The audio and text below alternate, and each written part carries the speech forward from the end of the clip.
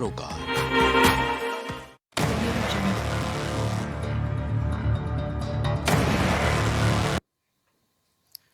नमस्कार, मैं हूं संजय राजन। आप देख रहे हैं प्राइम डिबेट। आपका बहुत बहुत स्वागत है। दोस्तों, अब आम सभा चुनाव तक सियासी मुद्दों की भरमार है। कहीं बयानबाजी की वजह से कुछ नेताओं की फजीहत हो रही है, तो कहीं अपने ही बुने जाल में नेता फंसते नजर आ रहे हैं। लोकतंत्र के महापर्व में ऐसे तमाम सियासी रंग दिख रहे हैं। राहुल गांधी वायनाड पहुंचे चुनाव लड़ने, तो अमेठी में शिकस्त देने वाली स्मृति ईरानी भी वहां पहुंचकर राहुल को घेरने में जुट गई हैं। रायबरेली से प्रियंका के चुनाव लड़ने न लड़ने को लेकर कयास लगाया जा रहा है, तो वहीं अमेठी से रॉबर्ट वाड्रा के चुनाव लड़ने को लेकर एक नई चर्चा शुरू हो गई है। खैर दोस्तों, इस तरह के घटनाक्रमों का दौर तो पूरे चुनाव चलता ही रहेगा। लेकिन कल हम कांग्रेस के जिस चुनावी घोषणा पत्र के संभावनाओं की बात कर रहे थे, आज सोनिया गांधी और राहुल की मौजूदगी में उसे जारी भी कर दिया गया। कांग्रेस के घोषणा पत्र को लेकर कल की चर्चा में जो मुद्दे हमने रखे, हूबहू वैसा ही घोषणा पत्र आज देखने को मिला।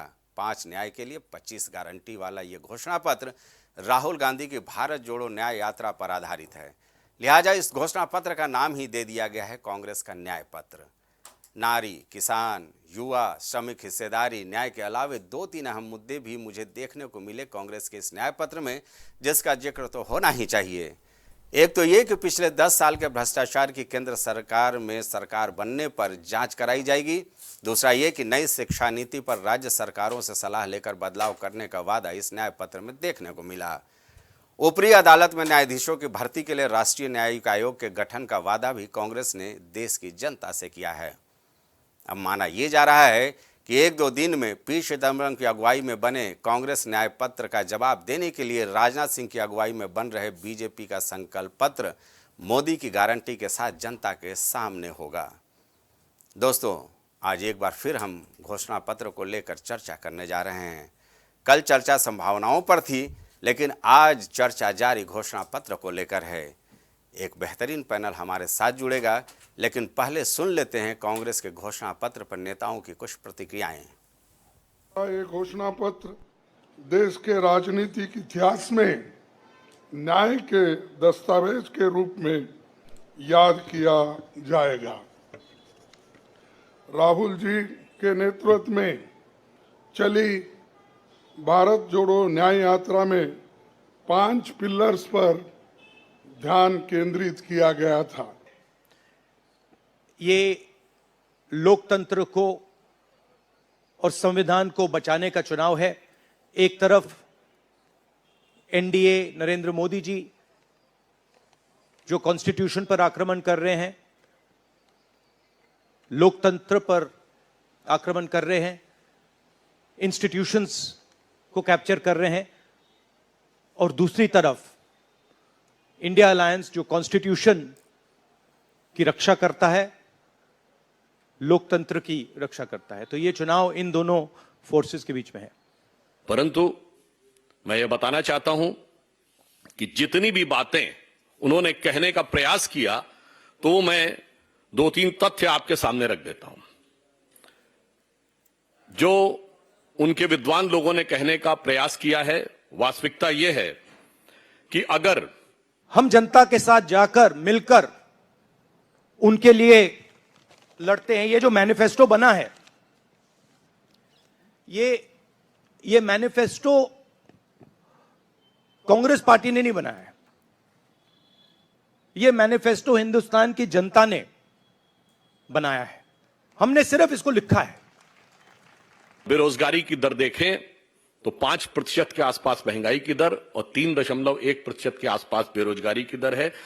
मैं कांग्रेस के लोगों को ध्यान दिलाना चाहता हूं, पिछले 50 साल में, in the last 50 years, the years which are having the lowest rate of inflation, 2017 3.33, 2019 3.73, 2004 3.77, 2001 3.78, 2003 3.81, 2018 3.94, 2000 4%, 2005 4.2% और इस समय 5%।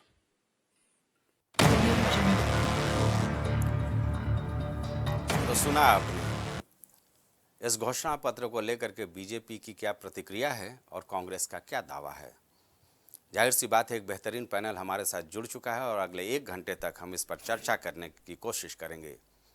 बीजेपी का पक्ष रखने के लिए हमारे साथ स्टूडियो में मौजूद हैं आशीष तिवारी जी, प्रवक्ता आम आदमी पार्टी प्रीतपाल सिंह सलूजा जी हमारे साथ इस चर्चा में रहेंगे, आपका भी बहुत बहुत स्वागत है। अशोक तिवारी जी, प्रवक्ता समाजवादी पार्टी, हमारे साथ इस चर्चा में हमारे साथ मौजूद रहेंगे। कांग्रेस का पक्ष रखने के लिए मोहित दीक्षित हमारे साथ मौजूद रहेंगे। इसके अलावा चर्चा को आगे बढ़ाने के लिए अतुल मिश्रा जी राजनीतिक विश्लेषक के तौर पर हमारे साथ स्टूडियो में मौजूद रहेंगे। जाहिर सी बात है, 2-3 मुद्दे हैं इस घोषणा पत्र में जो काफ़ी अहम है, जो कांग्रेस हर मंच से कहती रही है। पिछले 10 साल के घोटालों का जिक्र कर लिया जाए, जिसकी बात की जा रही है, नोटबंदी से लेकर राफेल से लेकर के इलेक्टोरल बॉन्ड तक, इसकी सरकार जांच कराएगी। अगर केंद्र में इंडिया गठबंधन की सरकार बन जाती है, एजेंसियों के दुरुपयोग को रोका जाएगा। ये भी इस घोषणा पत्र का हिस्सा है। सबसे पहले हम चलेंगे मोहित जी के पास। मोहित जी, चूँकि घोषणा पत्र आपका है, तो पहले चरण में हम 3-3 मिनट का वक्त सबको देंगे और सब लोग धैर्यता के साथ अपनी बात रखेंगे, टू द पॉइंट बात रखेंगे, जिससे कि चर्चा को और बेहतरीन तरीके से मैं कर पाऊँ। मोहित जी, आवाज़ आ रही है?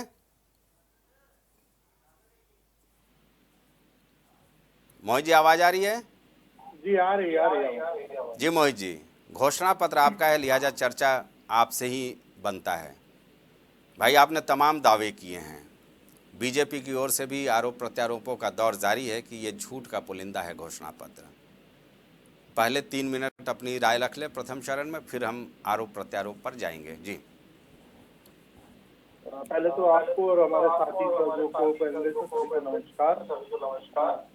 आज जिस तरीके से न्याय पत्र जारी किया, तो प्रमुखता रूप से आज की स्थिति में जो युवाओं की स्थितियां हैं, किसानों की स्थितियां हैं, महिलाओं की स्थितियां हैं, उनकी स्थितियों का आंकलन करते हुए किस तरीके से आगे का रोड मैप बनाया जाए, जिससे हमारा हिंदुस्तान, हमारा इंडिया, भारत देश पुनः विकास के रास्ते पर, समृद्धि के रास्ते पर चल सके।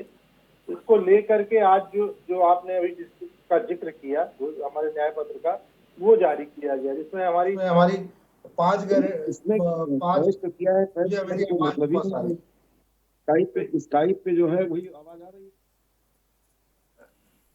जी अशोक जी की आवाज़ अभी रोकी जाए। मोहित जी बोले। हाँ जी, तो प्रमुख रूप से अगर आज महिलाओं की स्थितियां देखें, तो महिला ने हमारी नोटबंदी और भी जो जन विरोधी नीतियां रही हैं भारतीय जनता पार्टी सरकार की, उससे कहीं ना कहीं आर्थिक रूप से कमजोर हुई है। तो हर गरीब महिला को परिवार को 1 लाख रुपए सालाना ये देने का जो वादा किया गया, जिससे वो सब सशक्त बने, समृद्धशाली बने, हमारी वो महिलाएं सुरक्षित होंगी, समृद्ध होंगी, तो हमारी अर्थव्यवस्था भारत की और देश की सुदृढ़ होगी। इसको लेकर के महिलाओं के लिए 1 लाख रुपए प्रति वर्ष एक योजना आई है। साथ में अगर हम बेरोजगारों को देखें, तो आज रोजगार के मामले में अति आवश्यक है। जो 30 लाख नौकरियां देश में कांग्रेस के शासनकाल में सृजित की गई थी और भारतीय जनता पार्टी के 10 साल के कार्यकाल में उनको नहीं भरा गया, पहला काम आते ही युवाओं के लिए उन 30 लाख नौकरियों पे भर्ती की जाएगी। और उसके बाद जो सबसे मेन काम है, अप्रेंटिसशिप का पहली नौकरी, जो हमारे युवा है उनको 1 लाख रुपए की पहली नौकरी की गारंटी दी गई है। इसको लेकर युवाओं को सुदृढ़ किया जाएगा, युवाओं को कहीं ना कहीं मजबूत किया जाएगा। किसानों के ऊपर जो भी आप कहिए, जो भी कर्ज रहता है, कर्ज माफी की बात लगातार कांग्रेस पिछले कार्यकाल में भी करती आई है, इस कार्यकाल में भी कर्ज माफी को लेकर के है। कहीं ना कहीं उनकी एमएसपी की गारंटी है, जो उनकी आय को बढ़ाने के लिए कहीं ना कहीं सार्थक होगी। तो एमएसपी की गारंटी उनको देने का जो हमारी गारंटी है, उसको लेकर के काम है।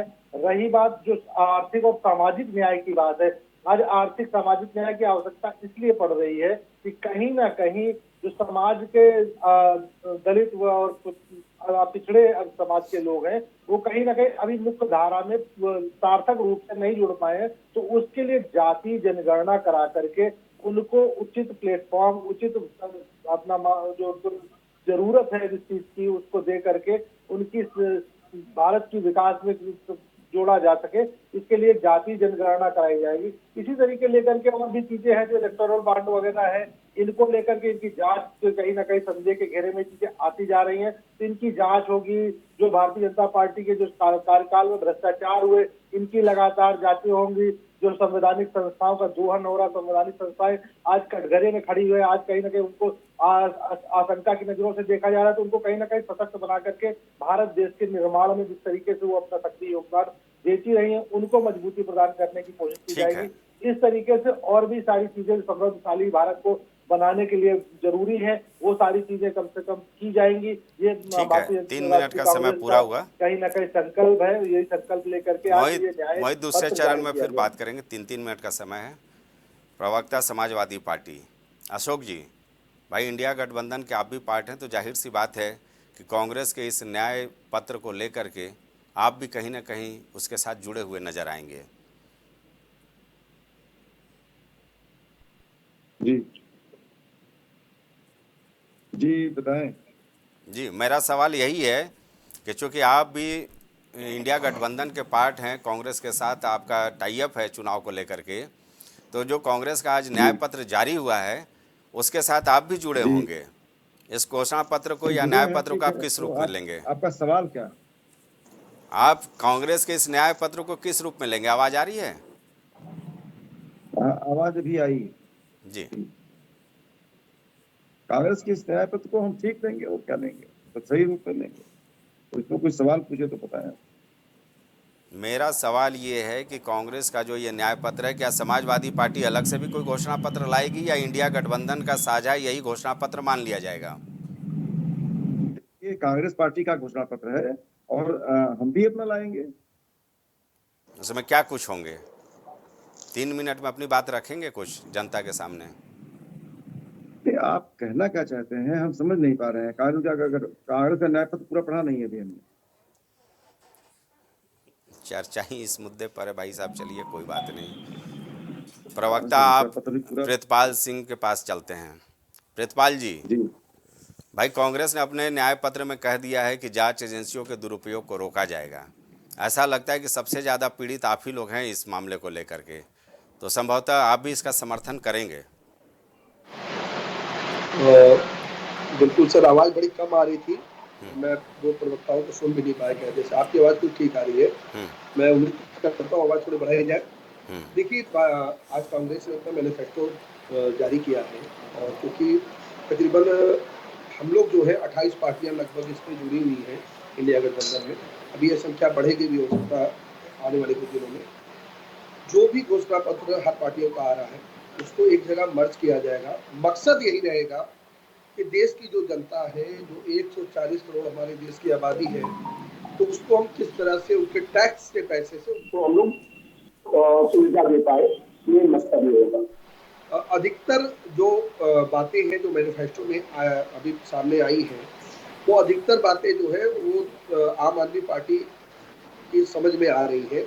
कुछ बातें जो है जिसको हम लोग ऐड ऑन करेंगे, जो हमारी आइडियोलॉजी है आम आदमी पार्टी जी। शिक्षा को लेकर, स्वास्थ्य को लेकर, महंगाई को लेकर, माताओं बहनों की जो दृष्टि कैसे अच्छी तरह चले, इन सब चीजों को भी हम लोग उसमें ऐड करेंगे। अभी आपको पता होगा 31 तारीख की जो महारैली दिल्ली में हुई थी, इसमें लगभग सभी जो जो गठबंधन हमारी पार्टी का है उनके शीर्ष नेतृत्व वहां पे आया था।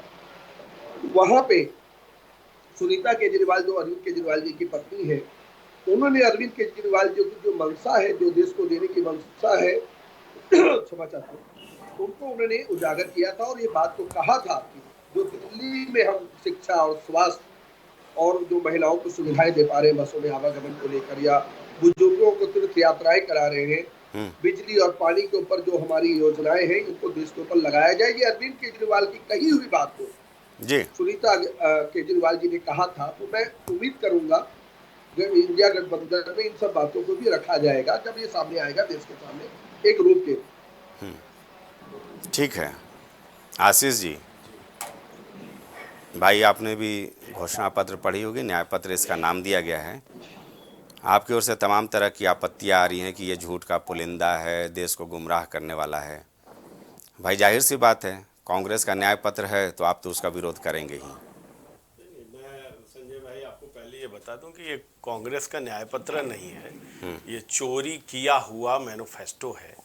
क्योंकि अगर आपको ध्यान हो कि अभी कुछ दिन पहले यशस्वी प्रधानमंत्री जी ने एक शब्द का प्रयोग करा था और उसमें उन्होंने कहा था ज्ञान, GYAN। जब उन्होंने 2047 तक भारत को विकसित राष्ट्र बनाने की संकल्पना की, तो उस संकल्पना के अंदर में उन्होंने ज्ञान शब्द का प्रयोग किया।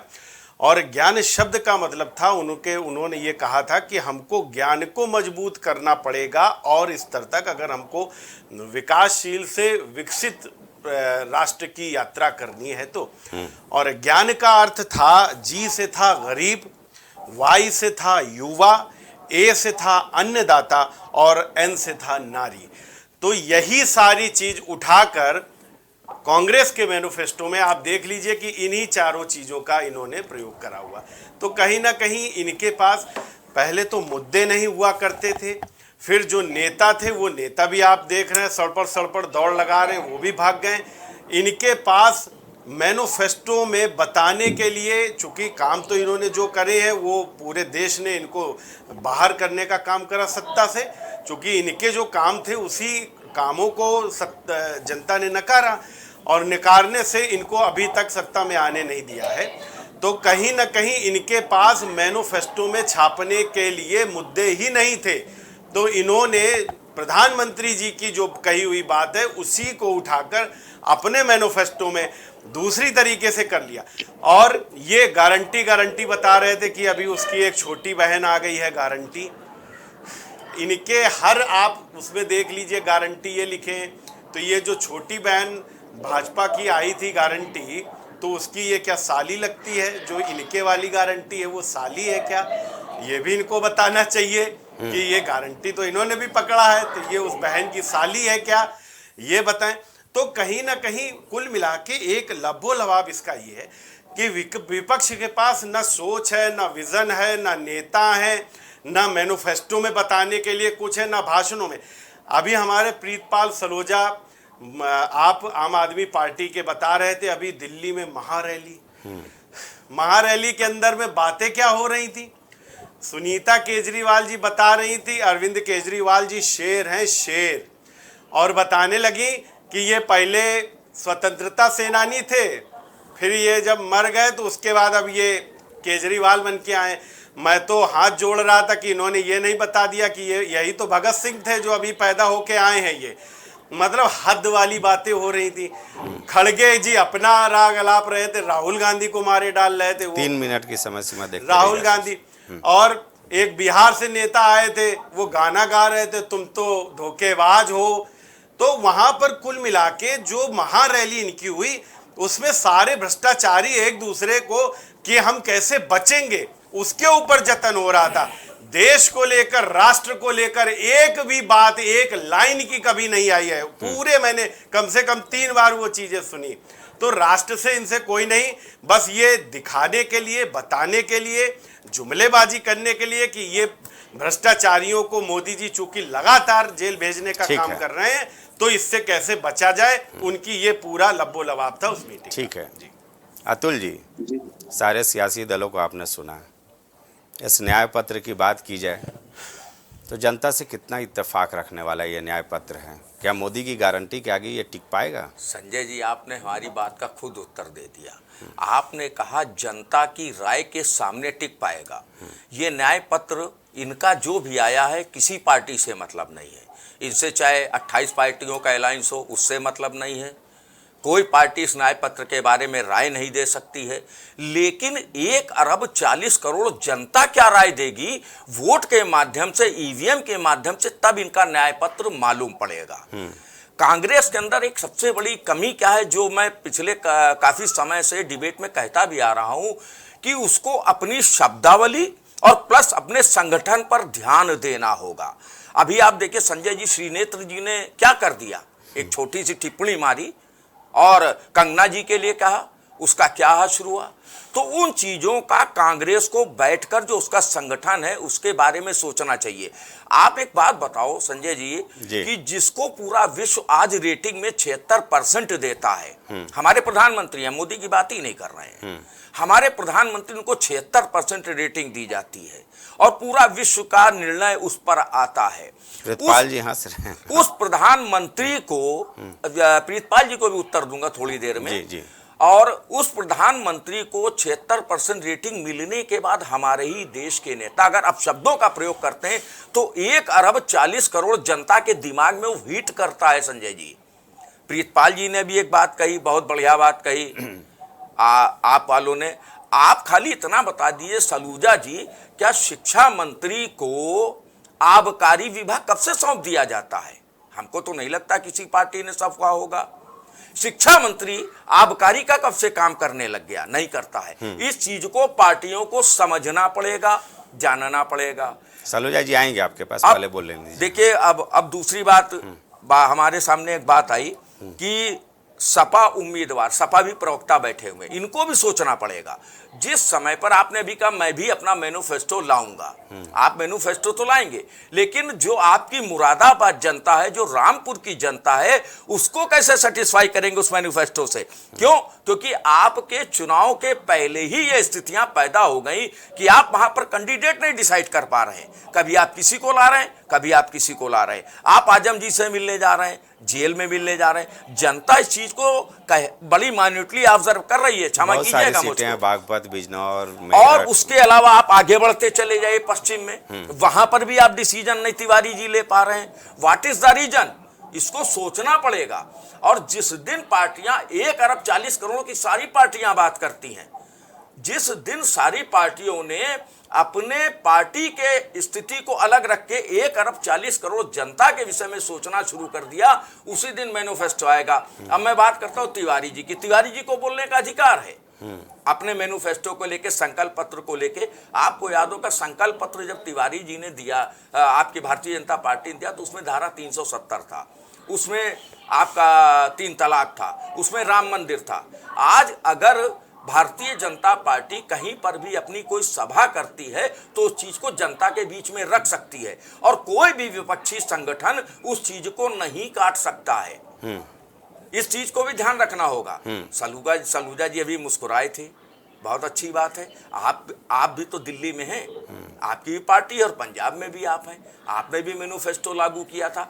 क्या एक भी पॉइंट आपकी मैनिफेस्टो का ऐसा है जिस पर उस पर काम किया गया हो? अगर किया गया तो उसमें कहीं ना कहीं इफ और बट जनता ने लगा दिया। दिल्ली की 1 अरब 40 करोड़ को छोड़िए, क्यों? क्योंकि जनता ने उसको देखा। आपने और जगह भी चुनाव लड़ा, वहां पर क्या हश्र हुआ आप पार्टी का? तो इस चीज को संजय जी सोचना पड़ेगा हर दल को कि कोई भी मैनिफेस्टो लाए उसको 1 अरब 40 करोड़ की जनता की भावनाओं का ख्याल रखना पड़ेगा। ठीक है, चलिए मोहित आपके पास चलते हैं। मोहित जी। जी सुन रहा हूँ। आवाज आ रही है? जी बिल्कुल आ रही है। भाई सुना आपने राजनीतिक विश्लेषक को, इसमें कोई दो राय नहीं है कि राहुल गांधी भारत न्याय यात्रा में पूरे देश का भ्रमण किया, उन्होंने लोगों के बीच गए और मैनिफेस्टो को भी संभवतः उसी के इर्द गिर्द बनाने की कोशिश की गई। 16 मार्च को हालांकि आपने ये 5 न्याय और 25 गारंटी जारी भी कर दिया था, इसका श्वेत पत्र। अब आगे की क्या योजना है आपकी? क्योंकि हमें जो जानकारी मिल रही है, जयपुर और हैदराबाद से आप रैलियों का दौर शुरू करने जा रहे हैं। जयपुर में खुद सोनिया गांधी जी, मल्लिकार्जुन खड़गे रैली करेंगे और हैदराबाद में राहुल गांधी करेंगे। भाई यहाँ यूपी में कब आएंगे आप लोग इस घोषणा पत्र को लेके? अब तो महज 12 दिन का वक्त बचा है चुनाव प्रचार में। जी बिल्कुल, देखिए मैंने घोषित और अघोषित भारतीय जनता पार्टी के प्रवक्ताओं की बात पूरी सुनी है। आज राहुल गांधी जी ने बड़े स्पष्ट रूप से कहा है, ये कांग्रेस का घोषणा पत्र कहीं ना कहीं जनता की आवाज है, ये जनता के बीच से निकली हुई मांग है। इसको केवल कांग्रेस ने प्रस्तुत किया है, ये लिखा केवल कांग्रेस ने है, लेकिन ये जो इसकी आत्मा है वो आम जनता की आवाज है। ये वही जनता है जिससे 2014 में नरेंद्र मोदी ने 2 करोड़ रोजगार प्रतिवर्ष के वादा किया था, जिसके लिए महंगाई के नाम पर 30 रुपए 40 रुपए डीजल और पेट्रोल करने का वादा किया गया था। सिलेंडर को 200-250 रुपए करने का वादा किया गया था। किसानों की एमएसपी, किसानों की आय दुगनी करना, एमएसपी देने का वादा किया गया था।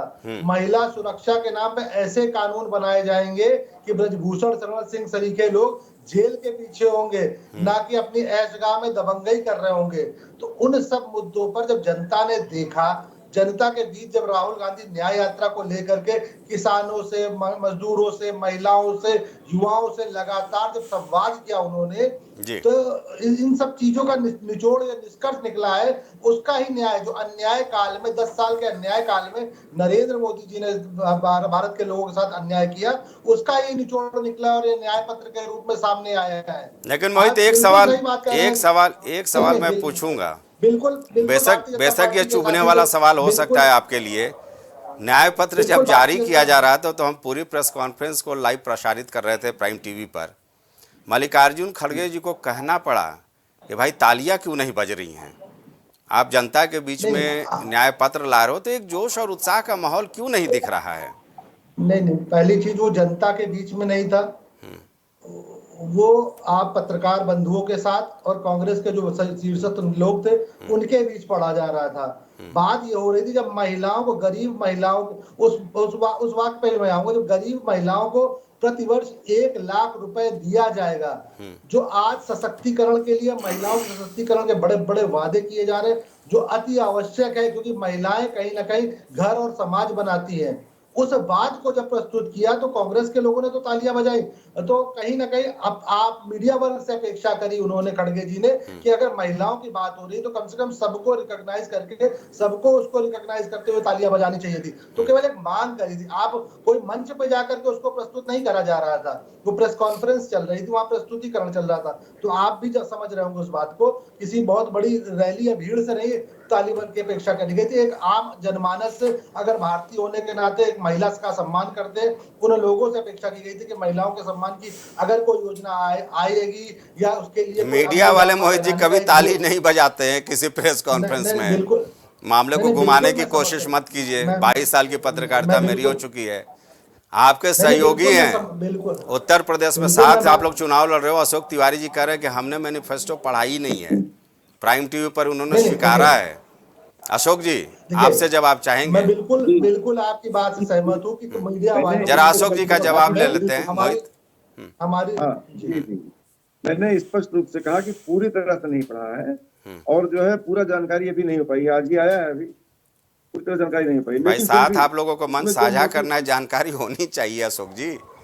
फिर भी मैं कह रहा हूँ उसमें जो मोटी मोटी चीजें हैं वो तो हमको जानकारी है। उसमें रोजगार का वादा किया गया है, उसमें जो है पारदर्शिता की वादा किया गया है कि जिस तरह से जो है ईडी का दुरुपयोग हो रहा है इस समय, जिस तरह से नेताओं को फंसाया जा रहा है गलत तरीके से, जिस तरह से जो है माहौल है, भय का माहौल है, जिस तरह से लोकतंत्र की हत्या की जा रही है, वो सब ठीक करने की बात कही गई।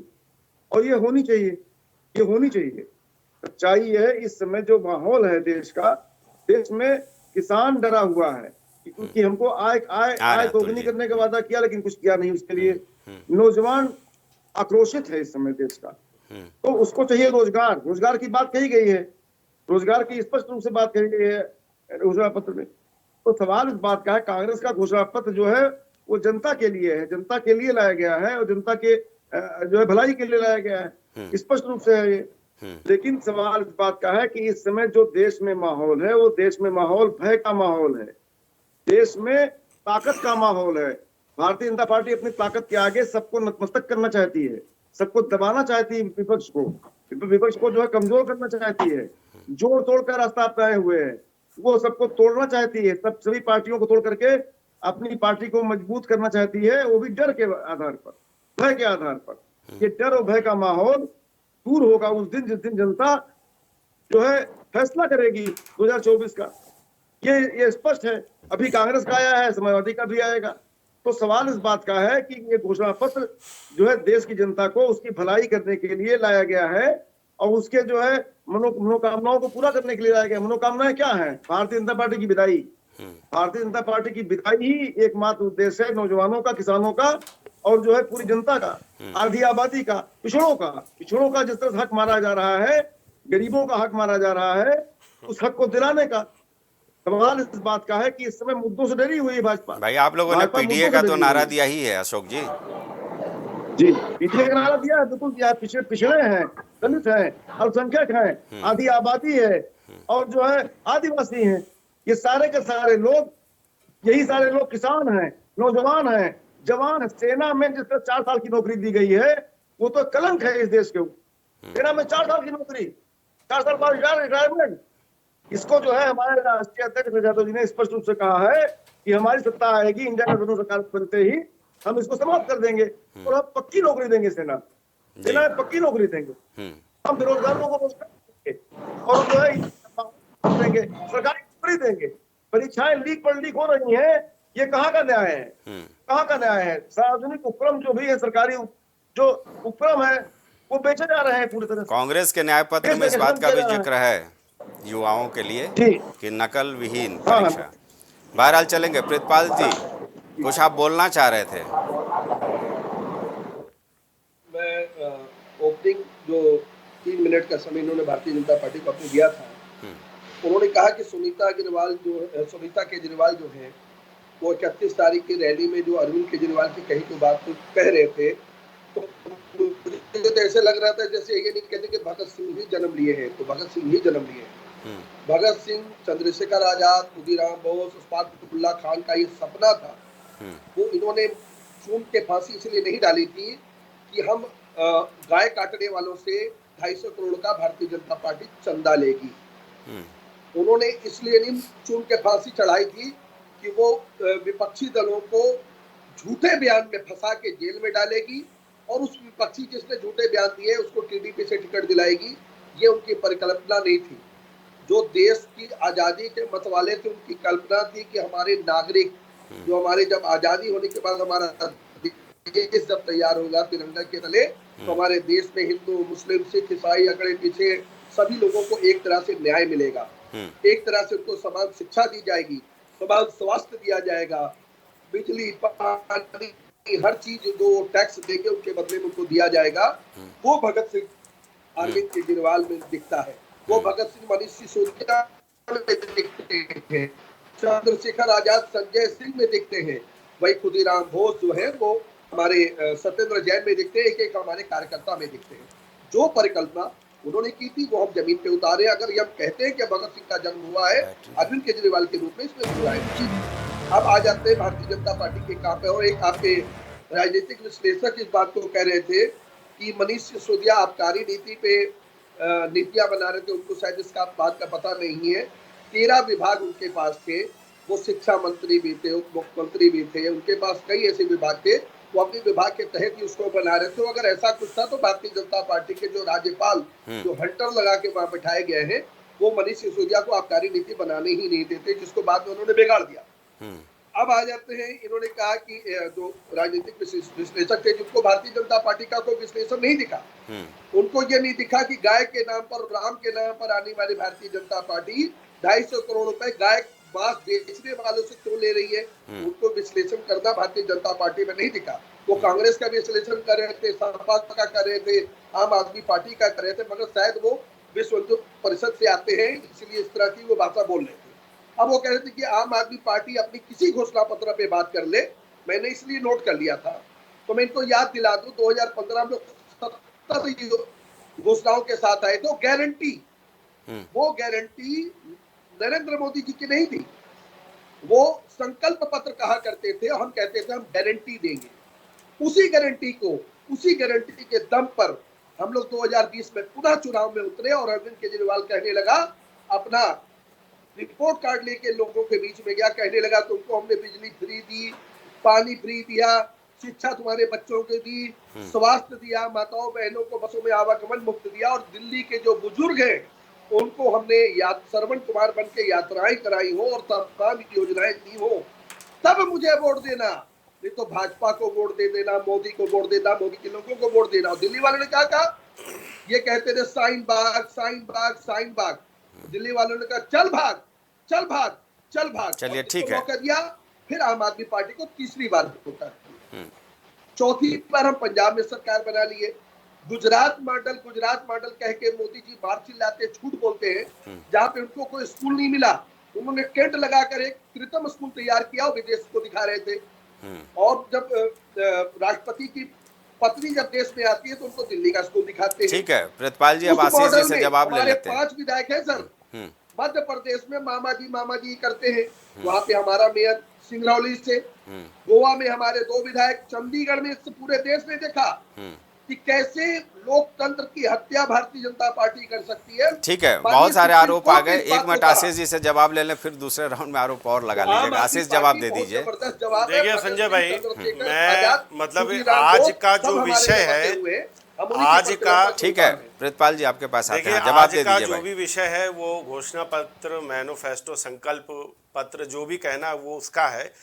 लेकिन इस सबसे हटके जो मुझे एक बात बड़ी दुखी कर गई, और वाकई में हर हिंदुस्तानी को दुखी होनी चाहिए जो कि राष्ट्रभक्त है, और हर सिख को दुखी होना चाहिए कि प्रीतपाल जी स्वयं सिख होते हुए ये कह रहे हैं कि अरविंद केजरीवाल ही भगत सिंह हैं। शर्म आनी चाहिए। आप अपने शब्द वापस लीजिए। भगत सिंह की तुलना आप अरविंद केजरीवाल से कर रहे हैं, कैसे हो सकता है?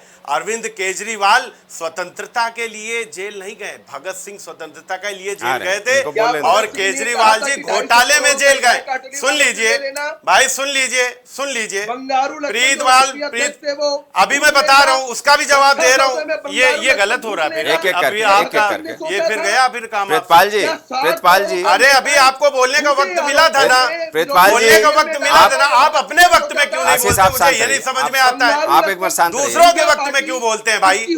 ये कैसी डिबेट करा रहे हैं आप? प्रितपाल जी, आशीष आप शांत रहिए। प्रितपाल जी, मेरे चर्चा में शोर शराबा नहीं होता है, आप शांत रहिए, आप नोट कर लीजिए, इसके बाद हम आ जाएंगे।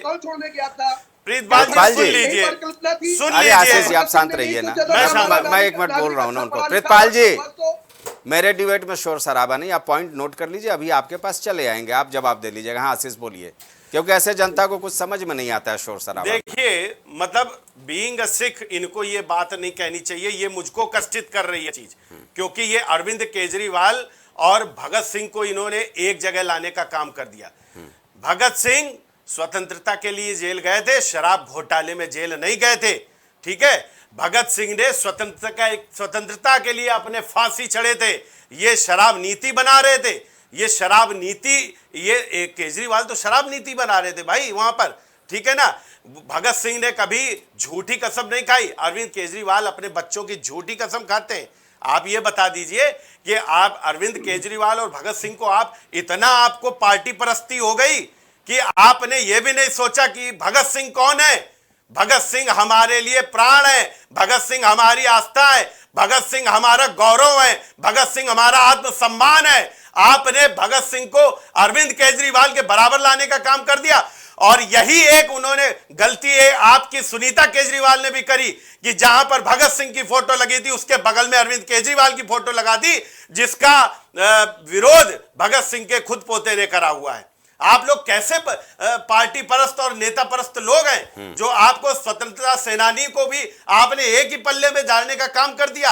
अरे मैनिफेस्टो आती रहेंगी, सरकारें आती रहेंगी, जाती रहेंगी, लेकिन आप इस तरीके से, ये जो बिहेवियर है आपका, ये बड़ा शर्मिंदा करने वाला है, और आज देश को बड़ा शर्मिंदा होना पड़ रहा है आपकी इस वजह से कि आपने भगत सिंह को अरविंद केजरीवाल के बराबर लाने का काम किया। ठीक है, दूसरी चीज ये कह रहे गारंटी शब्द तो हमारा था, ये तो अपना संकल्प पत्र कहते। अरे संकल्प पत्र तो हम आज भी कहते हैं भैया, संकल्प पत्र का मतलब होता है मैनिफेस्टो। थोड़ा सा संकल्प पत्र का मतलब होता है, आपके पास बोलने लगे आ रहे हैं सलूजा जी, फिर इसके बाद आप ही के पास आ रहे हैं, पहले इनके आरोप सुन लीजिए, संकल्प पत्र का मतलब होता है मैनिफेस्टो, और गारंटी का शब्द अलग है। आपने अगर गारंटी कह दिया तो आप इस गारंटी को आपने पेटेंट करा लिया है, कोई व्यक्ति गारंटी नहीं कहेगा। ये बात नहीं हो रही थी गारंटी वाली, ठीक है ना, वो दूसरी बात है।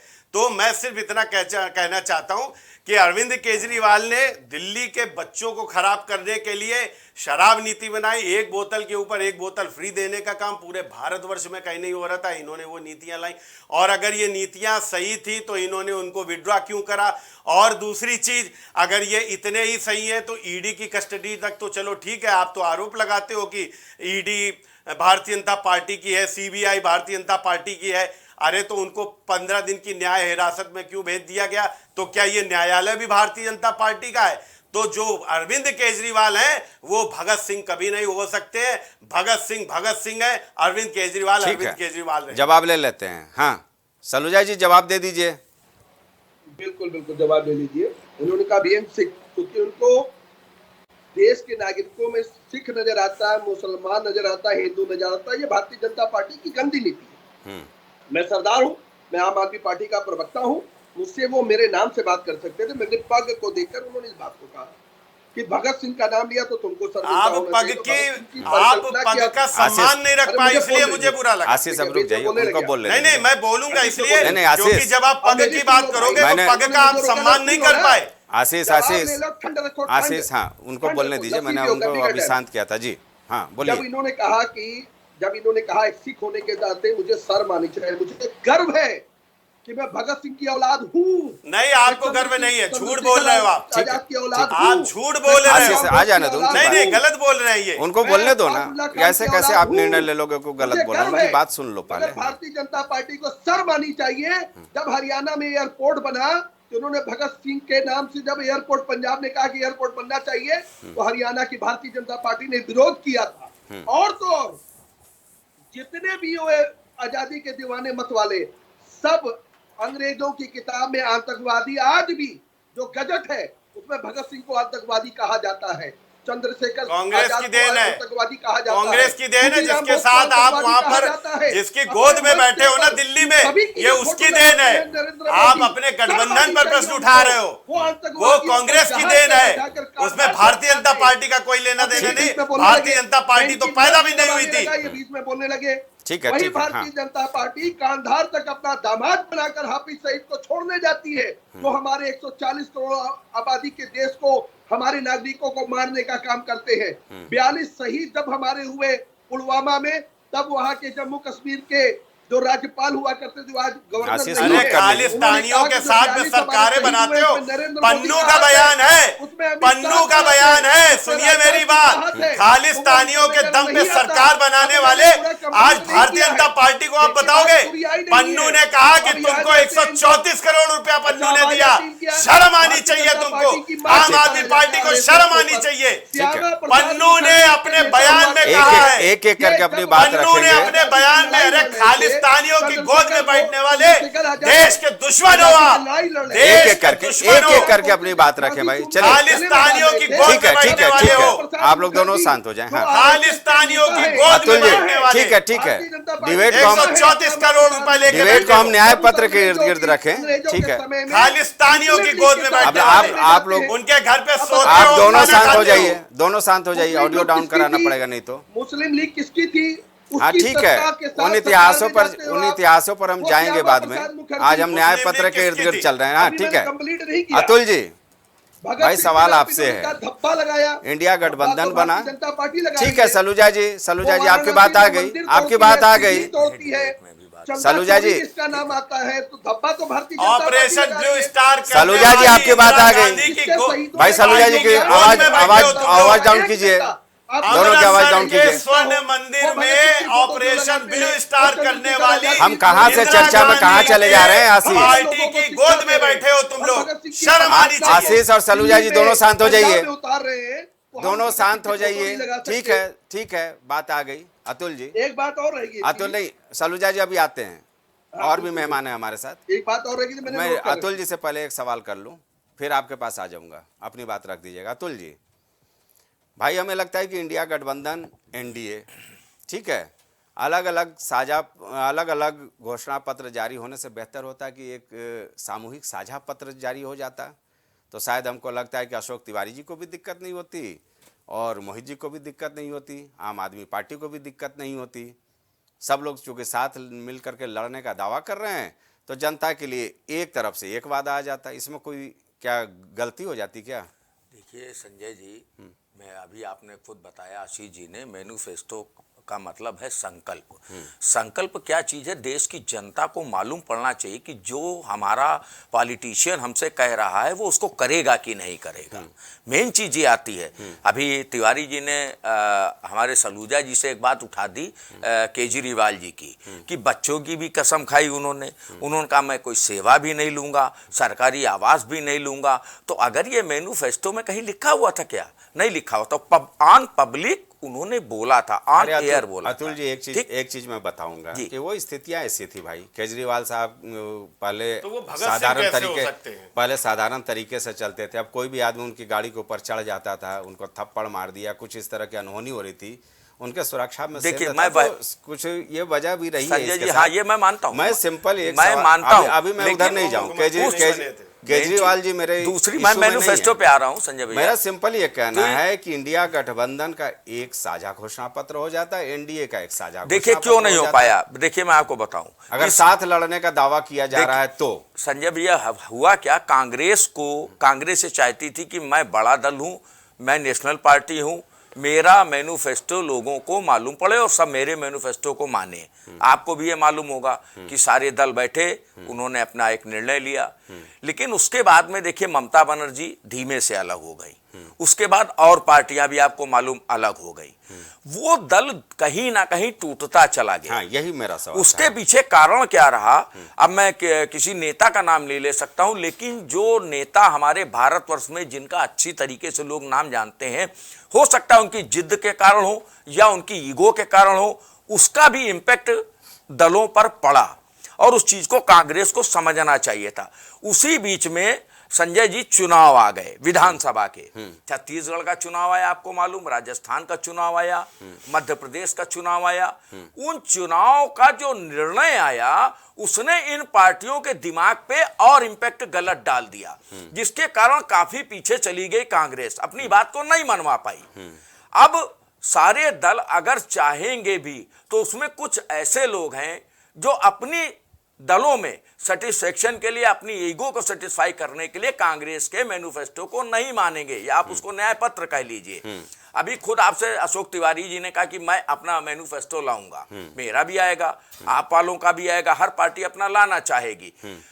उसके आपने देखा काफी बैठकें, फिर तो जनता ये घोषणा पत्रों का पुलिंदा लेके बैठे रहे। अशोक जी, हाँ, बस वही बात आ रही है संजय भैया। यही सवाल अगर आपसे भी मैं लूं, अगर आप लोग एक साझा घोषणा पत्र जारी कर देते तो जनता को स्पष्ट हो जाता है कि भाई अगर उत्तर प्रदेश में समाजवादी पार्टी और कांग्रेस साथ चुनाव लड़ रही है तो इन मुद्दों पर हम साथ हैं और ये साझा घोषणा पत्र हो जाए।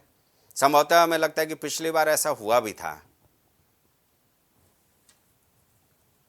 मैं स्पष्ट रूप से कहना चाहता हूँ आपके चैनल पर संजय जी, क्योंकि ये गठबंधन कई दलों का है, मिला करके बड़ा गठबंधन है और बहुत मजबूत गठबंधन, लेकिन सभी दल अपने अपने परिप्रेक्ष्य में काम कर रहे हैं। देश में ये सबको पता, सबको अच्छी तरह से मालूम है कि सब लोकल भी काम कर रहे हैं और सार्वजनिक रूप से एक साथ भी काम कर रहे हैं।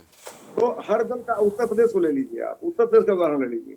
उत्तर प्रदेश में बहुत मजबूत दल है समाजवादी पार्टी, मुख्य विपक्षी दल है समाजवादी पार्टी। हमने राष्ट्रीय परिप्रेक्ष्य में कांग्रेस को प्रसाद लिया, हम अकेले ही सक्षम थे भाजपा को हरा दे, लेकिन फिर भी हमने राष्ट्रीय परिप्रेक्ष्य में कांग्रेस को प्रसाद लिया है और कांग्रेस साथ मजबूत गठबंधन में गए, मजबूत गठबंधन में गए। राष्ट्रीय चुनाव है और राष्ट्रीय स्तर पर होना है, राष्ट्रीय स्तर पर जो है भाजपा की विदाई करनी है। तो इसमें एक साथ लोग आए हैं, ममता बनर्जी जी की बात कर रहे हैं, वो भी साथ में, सारे लोग साथ में, आम आदमी पार्टी साथ में, भले चुनाव कैसे भी लड़ रहे हैं लोग, लेकिन सब साथ में है और सब साथ में होकर के एक मजबूत मैसेज दे रहे हैं जनता को कि जनता की लड़ाई हम लड़ रहे हैं। जनता की लड़ाई है ना ये लड़ाई हमारी लड़ाई नहीं है, ये लड़ाई इंडिया लड़ाई नहीं है, ये लड़ाई जनता लड़ रही है और जनता चाहती है कि हम साथ आए तो हम साथ आए हैं, जनता के चाहने पे हम साथ आए हैं। लेकिन जनता इंतजार कर रही है कि नेतृत्व घर से बाहर निकले। मोहित भाई, अशोक जी के बयान में एक चीज आपके लिए सवाल खड़ा हो रहा है कि भाई वो अपने दम पे जीत लेते यूपी, लेकिन आपको साथ ले लिए हैं। ये बात हमने कही कि हमारा दल मजबूत है, फिर भी कांग्रेस के साथ में इसलिए आए हैं कि राष्ट्रीय पार्टी कांग्रेस है और राष्ट्रीय पार्टी सम्मान है, और सम्मान करते हुए हम एक दूसरे को जिताने का प्रयास कर रहे हैं। चलिए, एक दूसरे की सीटों पर आप कुछ बयान संभलता हुआ नजर आ रहा है। हाँ? और कांग्रेस कार्यकर्ता हमारे लिए काम कर रहे हैं। ये बहुत मजबूत संगठन है। लेकिन जहां तक घोषणापत्र का सवाल है, अब मैं घोषणापत्र पे आ रहा हूँ।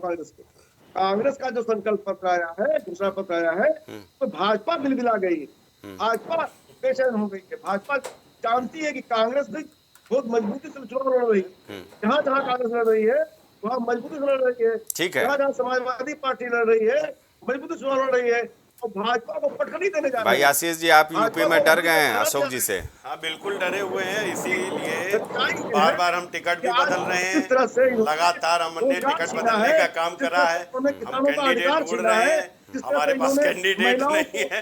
गजब मजाक करते हैं भाई विपक्ष वाले। देखिए संजय भैया, मैं आपको बताऊं, विजन नहीं चल पा रहा है उनका, जो हालात कर दिए हैं देश के, हालात लगातार आप लोगों से ठीक है, पगड़ी बांध कर निकल पड़ा है। इस समय पूरा देश निकल पड़ा, नौजवान किसान लामबंद हो गए हैं भाजपा को हराने के लिए इस समय। चलिए ठीक है, व्याकुल है घोषणा पत्र से कांग्रेस के। चलिए भाई, यूपी में मोहित जी का एक न्याय पत्र चलेगा और समाजवादी पार्टी का घोषणा पत्र चलेगा। आशीष जवाब दीजिए जल्दी। मैं आपको बताऊं, इनके अलग अलग जो मैनिफेस्टो हैं, टू द पॉइंट। हाँ, टू द पॉइंट मैं बोलूंगा। इनके अलग अलग मैनिफेस्टो आने के रीजन भी है, आप बात समझिए, चूंकि ये एक दूसरे के साथ है ही नहीं, ठीक है ना। और आधी बात आप ही ने बता दी थी कि जैसे हमारे राजनीतिक विश्लेषण होता है कि ममता जी अलग लड़ रहे हैं, उनका अलग मैनिफेस्टो आएगा। जब सबका अलग अलग, ये 28 दल अपना बताते हैं और अभी ये कहते हैं कि अभी और बढ़ेगा, मान लीजिए 28 से 30 हो गए, तो 30 जो संकल्प पत्र हैं वो जनता पढ़ने के लिए तैयार रहे, जबकि इनसे कहीं ज्यादा दल छोटे मोटे मिलाकर हमारे पास हैं। लेकिन हमारा सिर्फ एक संकल्प पत्र आएगा, और वही संकल्प पत्र सारी पार्टियों का होगा, राष्ट्रीय स्तर पर भी और क्षेत्रीय स्तर पर भी। लेकिन मैं एक बड़ी मजेदार आपको बात बताना आशीष जी, तो यही तो आरोप लगाते हैं विपक्षी दल ना, कि आप लोगों ने दूसरे सियासी दलों को, अपने घटक दलों को भी मोदी मैं कर दिया है। मोदी मैं कर दिया, या आप ये कह दीजिए कि हमारा, जैसे अभी आप इनसे ये कह रहे थे कि साझा संकल्प पत्र, तो अगर आप हमारे लिए भी यही शब्द प्रयोग करें कि हमारा साझा संकल्प पत्र आ रहा है, बजाय इसके कि मोदी मैं हो गया, तो ज्यादा अच्छा लगेगा। लेकिन फिलहाल मैं दूसरी बात बता रहा हूं। देखिए, कांग्रेस का जो भी इस समय जो भी इनका संकल्प पत्र आया है, मैं आपको बता दूं कि 2019 में जो इनका संकल्प पत्र था वही रिपीट है लगभग। इन्होंने 2019 में जो कहा था कि 2020 तक सभी खाली सरकारी पद हम भर देंगे, पंचायतों स्थानीय निकायों के 10 लाख सेवा मित्रों की नियुक्ति करेंगे। इन्होंने कहा था कि कृषि के कर्ज माफ कर देंगे और उचित मूल्य कम लागत बैंकों से कर्ज की सुविधा भी ये बैंक उसको देंगे किसानों को।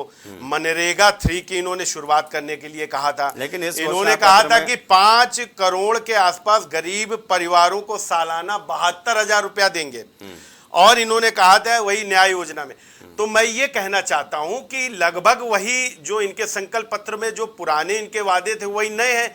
2019 में भी जनता ने उनको ठुकराने का काम करा, नए भी जोड़ दिए हैं, नए एक दो जोड़ दिए। तो आप ये कैसे मान सकते हैं? आप वही समझ लीजिए कि जनता ने इन्हीं चीजों को 2019 में एक बार ठुकरा दिया था, और जनता फिर अब ये 1-2 नई चीजें लेकर आ गए हैं, तो जनता इनके छलावा में आने वाली नहीं है। प्रितपाल जी कुछ कहना चाह रहे थे, वक्त कम है। बिल्कुल, बहुत शॉर्ट में कह दूं। जी। एक बात मेरी इनका रह गया था, इन्होंने कहा था कि 2 सीबीआई और ईडी जो है वो अरविंद केजरीवाल को क्यों जेल में भेज रही है। पूरा देश जान चुका, आपने भी अपने चैनल के माध्यम से चलाया कि 2018 में जो पीएमएलए में इन्होंने बदलाव करके ये कह दिया कि अनंत काल तक 140 करोड़ की आबादी जो देश की है, किसी को भी पकड़ के सीबीआई ईडी घोषणा पत्र में उसमें भी बदलाव करने की बात है। अब मैं कंप्लीट कर लूं, थोड़ी सी एक जगह रही थी। एक बात इन्होंने कहा कि हमारा मैनिफेस्टो जो बनेगा पूरे देश के लिए बनेगा, यानी भारतीय जनता पार्टी का। तो ये जरा बता दें कि गाय इनकी उत्तर प्रदेश में यानी हिंदी भाषी क्षेत्र में गाय के लिए माता है, और नॉर्थ ईस्ट में जो इनके केंद्रीय नेता है रिजिजू जी, वो नॉर्थ ईस्ट में कहते हैं कि गाय के मांस की कमी नहीं होने दूंगा, गाय का मांस बंटवाऊंगा। तो ये मैनिफेस्टो में वहां डालेंगे कि गाय वहां पे भी माता है, कि वहां यमी नहीं है। देखिए, इन बयानों पर यमी नहीं है तो यहाँ भी यमी नहीं है। सलूजा जी, इन बयानों पे जाएंगे तो बात बहुत दूर तक चली जाएगी, क्योंकि राम मंदिर को लेकर बहुत सारे कांग्रेस के भी घटक दलों ने बहुत कुछ बयान दिया है। इन बयानों पे उलझने से कोई फायदा नहीं है, ये सब चर्चा में मैं लाना नहीं चाहता हूँ। तो भाई इन्होंने मोहित, मैंने परिचय होगा। अरे तो जो डालेंगे मैं आशीष उसमें आशीष आपसे आशीष पूछेंगे। आशीष आप लोगों ने बोल दिया, मोहित को मैं मौका दूंगा। मोहित, अब इस धन्यवाद न्याय याद पत्र करने से के क्या लिए। उम्मीद की जाए? 1 मिनट में अपनी बात रखो, वक्त कम है। अब 1 मिनट देना, उतनी देर से तो आप बैठा के इंतजार नहीं करवा नहीं रहे कोई हैं, बात मुद्दे नहीं, की आप कोई हमें बात दिख नहीं रहे थे तो हमें लगा कि चलिए आप बोलिए। नहीं, जहाँ तक बात अगर आप ले करके चलेंगे, न्याय की बात हो रही है। आज स्थिति ये हो गई है कि हिंदुस्तान का प्रीमियर संस्थान जो होता है IIT, वहाँ के बच्चों को 30% 35% तक के बच्चों का प्लेसमेंट नहीं हो पा रहा, रोजगार नहीं मिल पा रहा है। आज बेरोजगारी का आलम ये हो गया कि 45 वर्ष की सबसे बड़ी बेरोजगारी हो गई है। आज किसान इतना त्राहिमाम है। आप 2019 में क्या कृषि कानून लेकर के आ गए थे नरेंद्र मोदी? क्या 2019 में नरेंद्र मोदी अग्निवीर योजना अरे तो लेकर के आ गए? स्वामीनाथन की जो रिपोर्ट है 2006 में ये आप बन गया मुझे- था, तो आप- आप ये बताइए, आप 2006 बात से बता- 2014 ठीक तक है। आप इसको क्यों नहीं लागू आप करा मेरी पाए? बात- आप मेरी बात स्वामीनाथन बताइए। रिपोर्ट ठीक आप है। क्यों नहीं लागू करा पाए? आप आशीष, किसानों के आशीष, इतने आशीष, हिमायती हैं, तो आशीष, आपको ये लागू करा देना चाहिए अब था। वक्त यहीं तक हमें इजाजत आप- देता है क्योंकि घड़ी की सुई रुकती नहीं है। इस चर्चा को हम आगे भी जारी रखेंगे क्योंकि अभी न्याय पत्र आज जारी हुआ है, आने वाले दिनों में संकल्प पत्र बीजेपी का आ जाएगा, तो जाहिर सी बात है एक एक करके फिर अशोक तिवारी जी का घोषणा पत्र आ जाएगा। तो हम एक एक मुद्दे पर चर्चा करते रहेंगे क्योंकि ये घोषणा पत्र जो होता है सियासी दलों की ओर से जनता को किया जाना वाला वो वादा होता है जिस पर जनता यकीन करती है और अपना मतदान करती है। कौन किस पर भारी पड़ता है ये तो बाद में पता चलेगा। फिलहाल इस चर्चा में जुड़े हुए सारे मेहमानों का बहुत बहुत धन्यवाद। और जाहिर सी बात है सियासी माहौल है, सियासी इस तरह के मुद्दे आते रहेंगे। आज कांग्रेस का न्याय पत्र सामने आ गया है, चंद दिनों में भारतीय जनता पार्टी का संकल्प पत्र भी हमारे साथ होगा। फिलहाल जनता जनार्दन है, एक एक मैनिफेस्टो में जो बारीकियां हैं उसको वो बखूबी समझती है। हर चौराहे से लेकर के चाय की दुकान तक इन घोषणा पत्रों पर जितनी चर्चा होती है संभवतः हम मीडिया वाले भी उतना चर्चा नहीं कर पाएंगे। विश्लेषण का दौर तो गांव के चौपालों पर ही देखने को मिलता है और इसी से ये तय होता है कि कौन किसके साथ जाएगा। फिलहाल इस चर्चा में इतना ही, मुझे दीजिए इजाज़त, नमस्कार।